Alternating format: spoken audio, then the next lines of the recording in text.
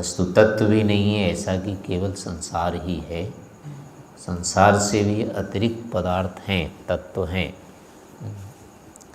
संसार के जो आधार है वो नित्य है। वो तो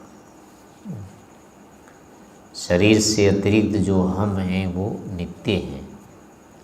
शरीर के साथ माता पिता, घर परिवार, संसार के साथ जो हमको जोड़ता है, जो जोड़ने वाला क्या है वो नित्य है, वो अनित्य नहीं है।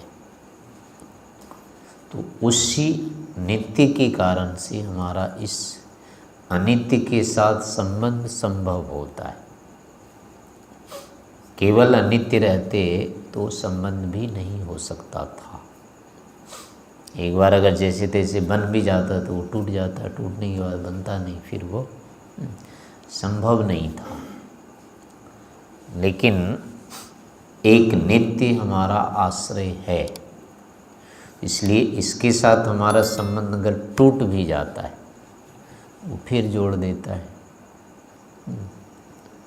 क्योंकि हम तो अपने आप जोड़ नहीं सकते, शरीर से जुड़ने की हमारे पास कोई सामर्थ्य नहीं है। अगर शरीर के साथ जुड़ने का रहता तो हम इसे निकलते ही क्यों, या दूसरे में जुड़ जाते जा कर के अपने आप। लेकिन ऐसा कुछ नहीं हो पाता है।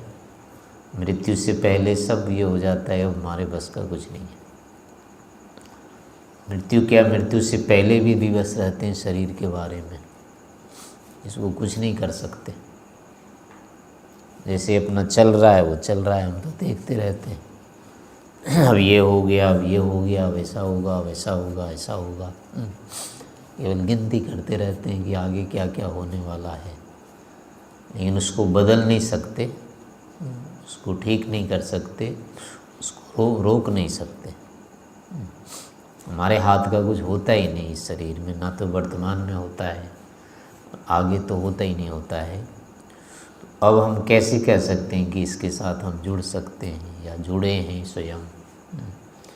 ये संभावना बिल्कुल नहीं है कि शरीर से हम स्वयं जुड़ गए हैं। फिर भी यदि जुड़े हुए हैं तो इसका मतलब है कि कोई न कोई हमको जोड़ने वाला और है, उसके बिना हम इससे नहीं जुड़ सकते थे। तो वो जो जोड़ने वाला है उसको नित्य होना चाहिए, क्योंकि जब सारे अनित्य हो जाएंगे तो फिर तो कोई बचेगा ही नहीं। जब बचेगा नहीं तो फिर कार्य का, कर्म का शुरुआत होगा कहाँ से? आरंभ नहीं हो सकता है, कोई नित्य नहीं रहा।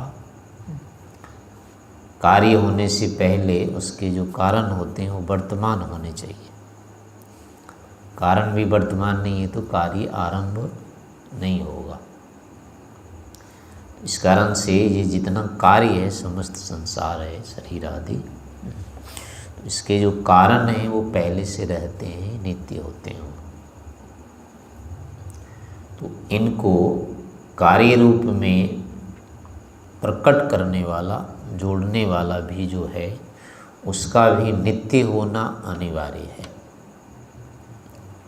क्योंकि अगर वो भी अनित्य रहेगा तो फिर अंत में सारे ही समाप्त हो जाएंगे, कुछ बचेगा ही नहीं, तो कभी इसका आरंभ होगा ही नहीं। लेकिन आरंभ होता रहता है, हम देखते रहते हैं। हमारा जन्म एक ही नहीं है, दिन रात अभी भी नए नए कार्य, नए नए संबंध, नया नया जीवन शुरू हो रहा है, नए नए जन्म होते ही रहते हैं यहाँ पर। तो उन जन्मों में कोई न कोई पीछे तो है ही का कारण बना हुआ, जिसके कारण से वो जन्म शुरू हो रहा है।